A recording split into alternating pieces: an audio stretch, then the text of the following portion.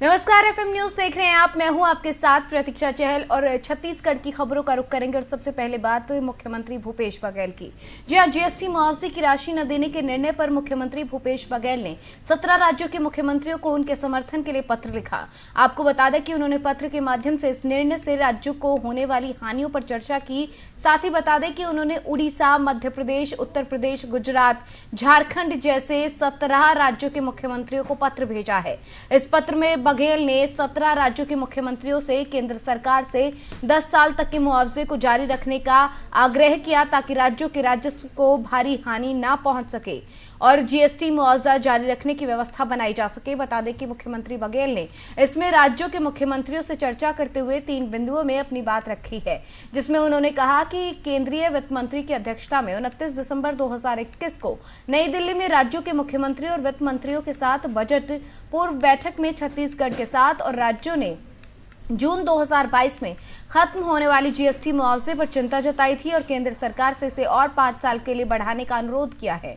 ऐसे ही 3 बिंदुओं में उन्होंने अपनी बात रखी। क्या कुछ कहा, सुनिए जरा। बताइए, आखिर जीएसटी भारत सरकार को देना था, कानून बना, नहीं दे पा रहे थे। उस समय भी बात हुई कि उन्होंने कहा राज्य सरकार लोन ले ले और पेमेंट की गारंटी राज्य सरकार दे और उसकी पूर्ति हम करेंगे।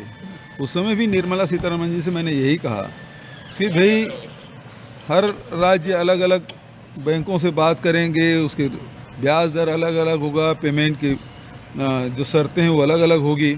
ऐसे में भारत सरकार ही लोन लेके हम लोगों को दे दे और जो हमारी जो उसके अगेंस्ट में पैसा भारत सरकार को ही देना है, तो फिर पटाने का काम भी वो करे।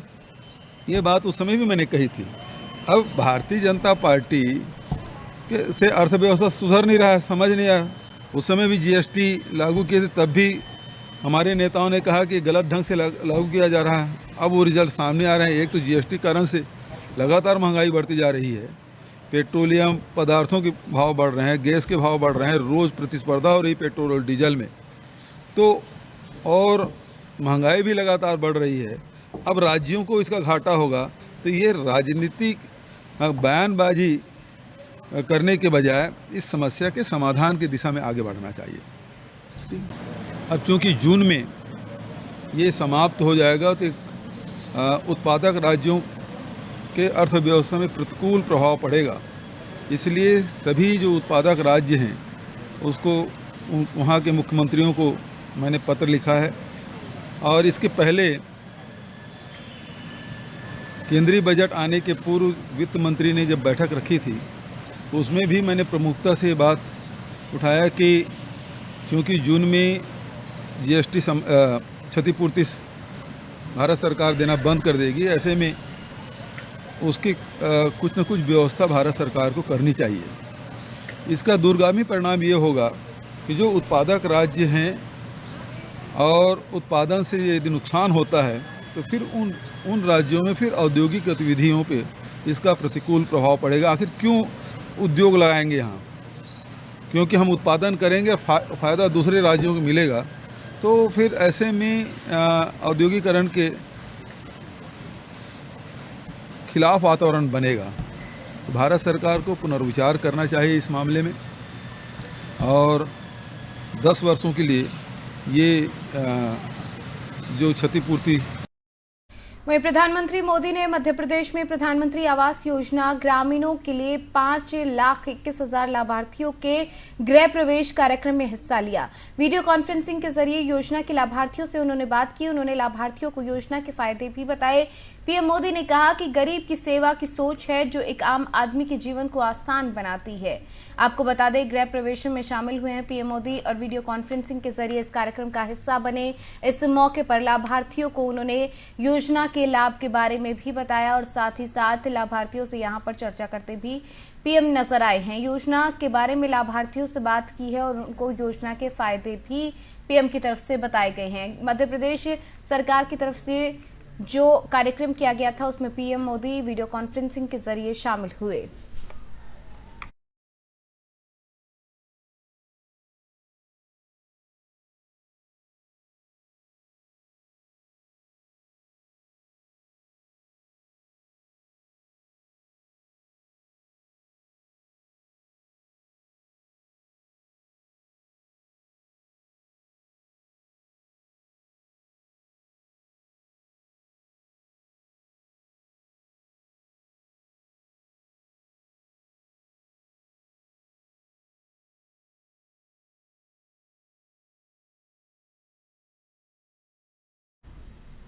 तो आपको बता दें, गृह प्रवेशम में कार्यक्रम में शामिल हुए पीएम मोदी हर जिले में 75 अमृत सरोवर बनाने की बात यहां पर उनकी तरफ से कही गई है। संकल्प दिलाया है। एमपी में 5 लाख लोगों को गृह प्रवेशम का फायदा पहुंचा है, लाभार्थियों को लाभ पहुंचा है। आपको बता दें, प्रधानमंत्री मोदी मध्य प्रदेश के 5,21,000 हितग्राहियों के गृह प्रवेशम कार्यक्रम में शामिल हुए। प्रधानमंत्री आवास योजना ग्रामीण के तहत इन हितग्राहियों को आवास उपलब्ध कराए गए हैं। ये आवास अति पिछड़ी आदिवासी जातियों के लिए बनाए गए। इस मौके पर पीएम मोदी ने हितग्राहियों को संबोधित किया और योजना के लाभ के बारे में उन्हें जानकारी दी। आपको बता दें, इस मौके पर उन्होंने केंद्र की नीतियों और योजनाओं के बारे में जानकारी देते हुए पुरानी सरकारों में हुए भ्रष्टाचार की पोल खोलते हुए कई बयान यहां पर दिए हैं। इस मौके पर मोदी ने 12 महीने में हर जिले में आजादी के अमृत महोत्सव के तहत 75 अमृत सरोवर बनाने का संकल्प दिलाया। मध्य प्रदेश के सीएम शिवराज सिंह चौहान ने 1 साल में ये संकल्प पूरा करने का वादा किया है। आपको बता दें, गृह प्रवेशम में वर्चुअली शामिल हुए मोदी ने कहा कि इन आवासों की गुणवत्ता को काफी ध्यान में रखकर बनाया गया है। उन्होंने कहा कि पीएम आवास योजना के तहत जो घर बने हैं उनमें करीब 2 करोड़ घरों का मालिकाना हक जो महिलाएं हैं उनका भी है। इस मालिकाना हक ने घर के दूसरे आर्थिक फैसलों में महिलाओं की भागीदारी को मजबूत किया है। महिलाओं की परेशानी को दूर करने के लिए हमने हर घर जल पहुंचाने का बीड़ा उठाया, उसे पूरा किया जाएगा। 2.5 साल में हमने देश भर में 6 करोड़ से ज्यादा परिवारों को शुद्ध पेयजल कनेक्शन मुहैया कराए। योजना शुरू होने से पहले मध्य प्रदेश के 13 लाख ग्रामीण परिवारों के घर में पाइप से पानी आता था। आज मध्य प्रदेश में 50 लाख परिवारों तक पाइप से पानी पहुंचने के बहुत निकट है। हम मध्य प्रदेश के हर ग्रामीण परिवार तक पानी पहुंचाने के लिए प्रतिबद्ध हैं। ये बात पीएम की तरफ से इस कार्यक्रम में कही गई, जहां उन्होंने साथ ही कहा कि आज मैं मध्य प्रदेश समेत देश के उन सभी गरीबों को आश्वस्त करता हूं कि घर बनाने का अभियान तेजी से चल रहा है। अभी भी कुछ लोगों को वो पक्का घर नहीं मिला, मुझे इसकी जानकारी है। इस साल 80 लाख से ज्यादा घर बनाने के लिए बजट में राशि का प्रावधान किया गया है। इनमें से मध्य प्रदेश के लाखों परिवारों को लाभ मिलेगा।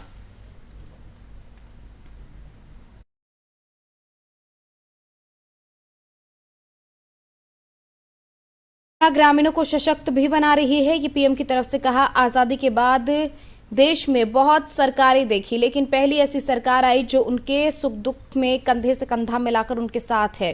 कोरोना संकट में बीजेपी ने साबित किया कि गरीबों के साथ कितनी संवेदनशील है। गरीबों को मुफ्त वैक्सीनेशन हो या फिर मुफ्त राशन, बीजेपी सरकार ने सब कुछ उपलब्ध कराया। तो तमाम बातें पीएम इस कार्यक्रम में कहते नजर आए हैं। लाभार्थियों से उन्होंने बात की है, लाभार्थियों को योजना के फायदे बताते हुए नजर आए। साथ ही साथ पुरानी सरकारों पर भी निशाना उनकी तरफ से साधा गया है। सरकार पीएम आवास योजना को सर्वोच्च प्राथमिकता दे रही है। पिछली सरकार ने, मेरे आने से पहले जो लोग थे, उन्होंने अपने कार्यकाल में कुछ लाख घर ही बनवाए थे। वहीं हमारी सरकार गरीबों को करीब करीब 2.5 करोड़ घर बनाकर दे चुकी है। इसमें 2 करोड़ घर गांवों में बनाए गए हैं। बीते 2 सालों में कोरोना के कारण आई अड़चनों के बावजूद इस काम को धीमा नहीं पड़ने दिया। मध्य प्रदेश में भी लगभग 30.5 लाख स्वीकृत आवासों में से 24 लाख से अधिक पूरे हो चुके हैं। इसका बहुत बड़ा लाभ बैगा, सहरिया और भरिया ऐसे ऐसे समाज के उन वर्गों को भी हो रहा है जो कभी पक्के घर के बारे में सोच भी नहीं सकते थे। भाइयों और बहनों, भाजपा सरकारें जहां भी हो, उनकी विशेषता यही है कि वो जमीन से जुड़ी हुई है। गरीब के हित उसकी जरूरतों को पूरा करने के लिए दिन रात काम करती है। पीएम आवास योजना में भी हमने इस बात का ध्यान रखा कि गरीबों को जो घर मिले वो उनके जीवन की बाकी जरूरतों को पूरा करने वाले भी बने। जैसे इस आवास में शौचालय है, इसमें सौभाग्य योजना के तहत बिजली कनेक्शन है, उजाला योजना के तहत एलईडी बल्ब होता है, उज्ज्वला योजना के तहत गैस कनेक्शन मिलता है और हर घर जल योजना के तहत पानी का कनेक्शन भी साथ आता है।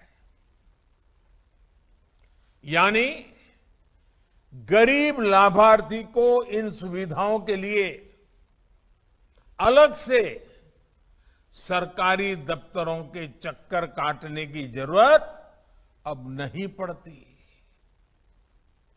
गरीब की सेवा की यही सोच है जो हर देशवासी का जीवन आसान बनाने के काम आ रही है। साथियों, भारत शक्ति की उपासना करने वाला देश है। कुछ ही दिन में नवरात्रि शुरू होने जा रही है। हमारी देवियां दुश्मनों का संहार करने वाली हैं, अस्त्र शस्त्रों की उपासक रही है। हमारी देवियां ज्ञान, कला, संस्कृति की प्रेरणा है। 21वीं सदी का भारत उन्हीं से प्रेरणा लेते हुए खुद को भी और अपनी नारी शक्ति को भी सशक्त करने में जुटा है। प्रधानमंत्री आवास योजना इसी अभियान का एक अहम हिस्सा है। पीएम आवास योजना के तहत जो घर बने हैं उनमें से करीब करीब 2 करोड़ घरों पर मालिकाना हक महिलाओं का भी है। सरकार पीएम आवास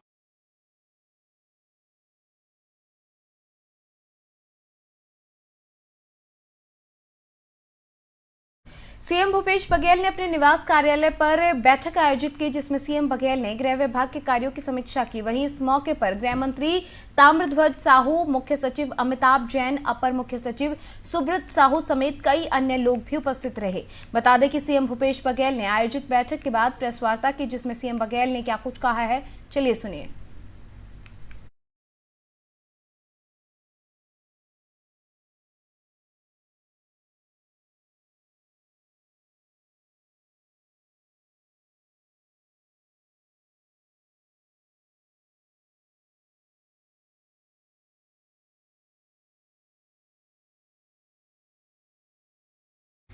मुख्यमंत्री कन्या विवाह योजना के तहत डोबरा मैदान में आयोजित कार्यक्रम में कुल 350 जोड़ों का विवाह संपन्न करवाया गया। आपको बता दें, दक्षिण बस्तर के दंतेवाड़ा जिले में मुख्यमंत्री कन्या विवाह योजना के तहत 350 जोड़ों का विवाह संपन्न कराया गया, लेकिन उन्हीं में से एक जोड़े का पूर्व विवाहित होने के संबंधित शिकायत मिलने के बाद तत्काल मौके पर ही जांच करवाई गई। बता दें, जोड़े ने गलत स्वर्ण घोषणा पत्र भरकर योजना का लाभ लेने की कोशिश की। वहीं इस जोड़े की एक और शिकायत मिली है। दोनों पति पत्नी शासकीय कर्मचारी हैं, जिसकी जानकारी मिलते ही तत्काल रूप से जिला प्रशासन ने इस शिकायत की जांच की। जानकारी के मुताबिक पत्नी का नाम संजना मरकाम और पति का नाम कृष्णा कुजाम बताया गया है। वहीं प्रशासन की तरफ से इस जोड़े को योजना के तहत कोई लाभ प्रदान नहीं किया गया और इनके विरुद्ध संबंधित विभाग की तरफ से अनुशासनात्मक कार्रवाई करने के आदेश भी दे दिए गए हैं। 27 मार्च 2022 को मुख्यमंत्री कन्या विवाह योजना अंतर्गत मेनका डोबरा दंतेवाड़ा में सामूहिक विवाह कार्यक्रम आयोजित किया गया था, जिसमें 350 जोड़ों द्वारा भाग लिया गया। इसमें से एक जोड़े के विरुद्ध यह शिकायत प्राप्त हुई थी कि उनके द्वारा गलत स्वघोषणा पत्र भरकर शासकीय नौकरी में काम करने के बावजूद इस योजना का लाभ चाहा गया है। जिला प्रशासन द्वारा तत्काल जांच की कार्रवाई की गई और जांच में पुष्टि होने के उपरांत उन्हें मुख्यमंत्री कन्या विवाह योजना अंतर्गत कोई भी लाभ प्रदान नहीं किया गया है एवं संबंधित विभाग को उनके विरुद्ध कार्रवाई करने के निर्देश दिए गए हैं और उनके विरुद्ध कार्रवाई की जा रही है। साथ ही महिला बाल विकास विभाग के कर्मचारी जिनको सत्यापन करना था और उन्होंने सही तरह से सत्यापन नहीं किया, उनसे भी स्पष्टीकरण मांगा गया है। अतः जो ये शिकायत प्राप्त हुई थी, जिला प्रशासन ने त्वरित इस पर कार्रवाई करते हुए उनको मुख्यमंत्री कन्या विवाह योजना अंतर्गत कोई भी सामग्री या लाभ प्रदान नहीं किया गया एवं उनके ऊपर अनुशासनात्मक। वहीं बस्तर की लौह अयस्क कंपनी एनएमडीसी में काम करने वाले सारे मजदूर मंगलवार को 2 दिवसीय धरने पर बैठ गए। बता दें कि मजदूरों ने विनिवेशीकरण, निजीकरण, महंगाई जैसे बहुत से मांगों को लेकर ये धरना दिया है। वहीं कांग्रेस विधायक देवती कर्मा ने कहा और समर्थन दिया कि वो अपनी समस्त मांगे जो कर रहे हैं वो जायज हैं। आपके हक की लड़ाई में कांग्रेस पार्टी हमेशा साथ खड़ी है। बता दें कि किरंदुल बचेली में एसकेएमएस और इंटेक ट्रेड यूनियन के समर्थित श्रमिक भी इस हड़ताल में शामिल होने के लिए पहुंचे थे।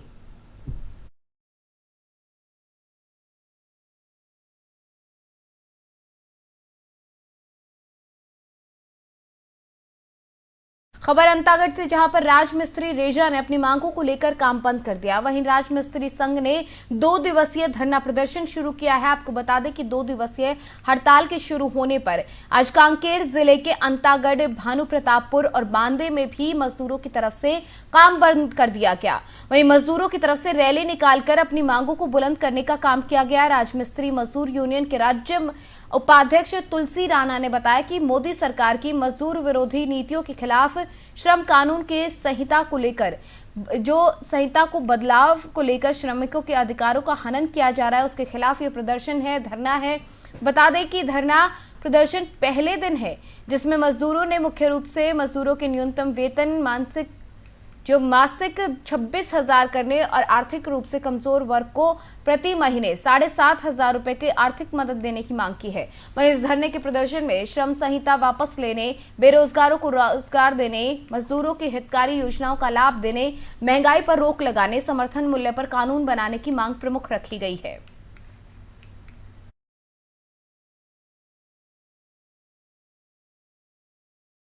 बंद कर मजदूरों की तरफ से रैली निकाली गई, धरना प्रदर्शन किया जा रहा है।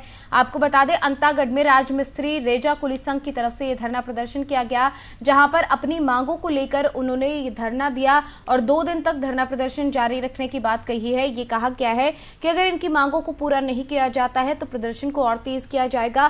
फिलहाल 2 दिन के लिए धरना प्रदर्शन है, लेकिन अगर उनकी मांगों पर ध्यान नहीं देता है, जो प्रशासन है इस तरफ नहीं ध्यान देता है, तो ये प्रदर्शन आगे भी जारी रहेगा।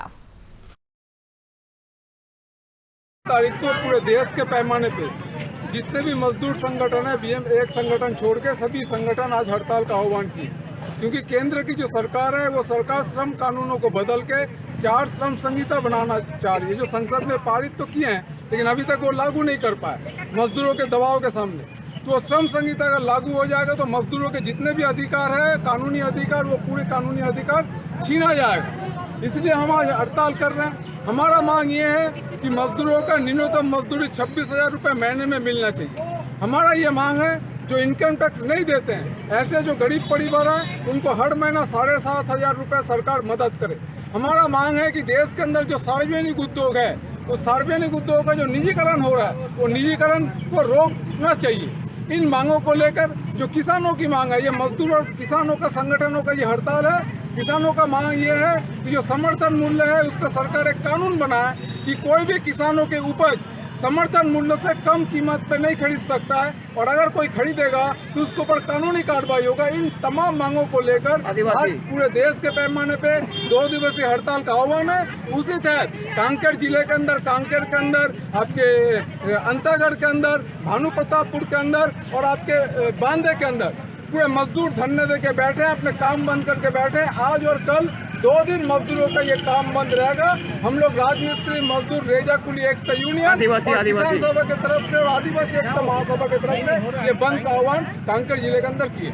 आज 28 और 29 तारीख को पूरे देश के पैमाने पे वहीं सूरजपुर में 17 साल की लड़की के साथ दुष्कर्म और हत्या का मामला सामने आया, जिसमें अध्यक्ष सुरेश सोनी की तरफ से उनकी अगुवाई में सैकड़ों की संख्या में सोनी समाज की महिलाएं, बच्चियां और पुरुषों ने शहर में कैंडल मार्च निकाला। मार्च निकालकर राजपुर गांधी चौक से जरही को 17 साल की छात्रा इम्प्रेसी दास के लिए न्याय की मांग की है। साथ ही यहां पर उनकी तरफ से फूल अर्पित किए गए और कैंडल जलाकर श्रद्धांजलि भी दी गई। निकाल के ये श्रद्धांजलि उसको उनकी आत्मा के लिए श्रद्धांजलि दी है।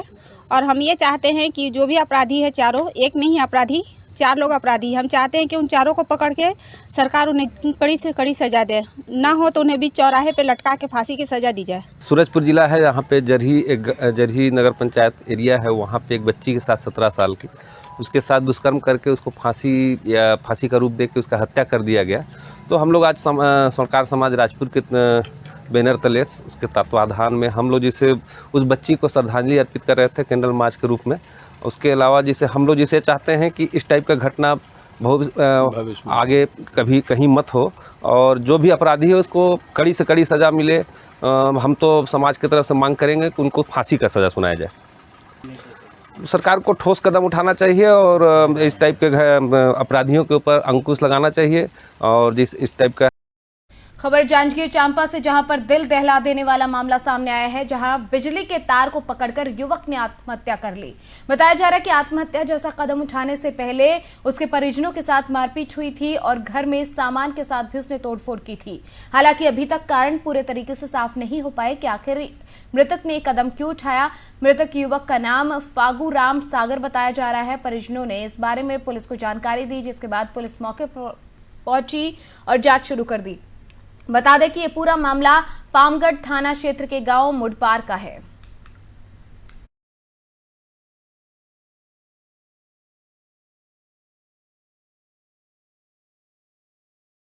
खजुराहो भोरम देव मंदिर में कोरोना के बाद इस साल महोत्सव का आयोजन किया जाना है, जिसमें विशेष पिछड़ा बैगा जनजाति की पारंपरिक संस्कृति का रोज शुरुआत होगी। आपको बता दें कि 2 सालों के इंतजार के बाद यह कार्यक्रम होने वाला है। महोत्सव में लोगों की खुशी जो है वो अपने आप में देखने को मिल रही है। तो वहीं 2 दिन तक चलने वाले इस कार्यक्रम में छत्तीसगढ़ की पारंपरिक सांस्कृतिक विरासत को विशेष ध्यान में रखते हुए कार्यक्रमों को सूचीबद्ध किया गया है। बता दें कि इस कार्यक्रम में छत्तीसगढ़ की अलग अलग विधाओं के कलाकारों को विशेष रूप से यहाँ पर आमंत्रित किया गया है। सनातन तीर्थ ट्रस्ट है, उनके द्वारा भोरमदेव महोत्सव 2022 का आयोजन किया जा रहा है। ये आयोजन 30 और 31 मार्च को आयोजित होना है और जो सांस्कृतिक कार्यक्रम है वो दोपहर में 12 बजे से प्रारंभ होंगे। सांस्कृतिक कार्यक्रम जो दोपहर में 12 बजे प्रारंभ होंगे उसका प्रारंभ बैगा नृत्य के माध्यम से कराया जा रहा है। पूरे सांस्कृतिक कार्यक्रम को 3 हिस्सों में बांटा गया है। धूप की स्थिति को देखते हुए उस समय पब्लिक जहाँ पर ज़्यादा मात्रा में रहती है उसको ध्यान रखते हुए तो 12 बजे से 4 बजे के बीच मंदिर प्रांगण में चूँकि पेड़ ज़्यादा हैं, छाया की व्यवस्था रहती है, तो 12 बजे से लेकर 4 बजे के बीच में जो सांस्कृतिक कार्यक्रम है वो मंदिर प्रांगण में होंगे। 5 बजे से लेकर आगे का जो कार्यक्रम है वो मेन जो मंच है वहाँ पर होगा। चूँकि मेन मंच में दोपहर में बहुत ज़्यादा भीड़ धूप रहती है तो वहाँ पे दोपहर के समय कार्यक्रम संभव नहीं होते। और चूँकि हमारा पर्पज़ यह है कि हम ज़्यादा से ज़्यादा कलाकारों को इस कार्यक्रम में मंच प्रोवाइड करा सकें, इसलिए हमने ये कार्यक्रम 12 बजे से प्रारंभ किया है और 12 बजे से लेकर 4 बजे के जो कार्यक्रम है वो उसको। बलौदा के बाजार में सतनामी समाज युवक युवती परिचय सम्मेलन का आयोजन किया गया। आपको बता दें कि आयोजन में चंद्रदेव राय संसदीय सचिव और विधायक बलाईगढ़ मुख्य अतिथि के रूप में पहुंचे। वहीं कार्यक्रम की अध्यक्षता प्रदेश अध्यक्ष जय बहादुर बंजारे और मुख्य अतिथि के रूप में संरक्षक सरजू प्रताप घृत लहरे, प्रदेश अध्यक्ष मोहन बंजारे, रामकुमार पात्रे, बबलू त्रिवेंद्र, मोहन राय की तरफ से की गई। साथ ही संसदीय सचिव और विधायक बलाईगढ़ चंद्रदेव राय ने प्रदेश अध्यक्ष मोहन बंजारे और जिला अध्यक्ष आनंद की मांग पर और आयोजन समिति के सदस्यों के विशेष निवेदन पर नयन दास स्मृति स्थल के लिए 5 लाख देने की घोषणा भी की।